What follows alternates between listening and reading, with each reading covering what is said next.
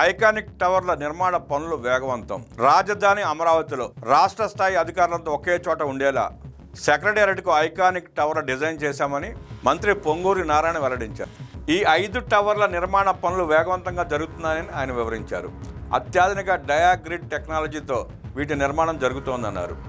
రాజధానిలో నిర్మిస్తున్న HOD tower 3 corner node అమర్చే పనులకు మంత్రి నారాయణ ప్రత్యేక పూజలు నిర్వహించి ప్రారంభించారు. అనంతరం మంత్రి మాట్లాడుతూ గత ఏడాది వర్షాలు అధికంగా కురవడంతో 4 నెలల పాటు ఈ పనులకు ఆటంకం కలిగిందని పేర్కొన్నారు. ఐకానిక్ భవనాలు, ప్రజాప్రతినిధులు, అధికారుల నివాసాలు, మౌలిక వసతుల పనులు వేగంగా జరుగుతున్నాయని వివరించారు. అమరావతి నిర్మాణానికి సీఎం చంద్రబాబు ప్రత్యేక ఫైనాన్స్ మోడల్ ఇచ్చారని చెప్పారు. ప్రజలు చెల్లించే పనుల నుంచి ఒక్క రూపాయి కూడా రాజధాని అమరావతికి ఖర్చు పెట్టడం లేదని పేర్కొన్నారు.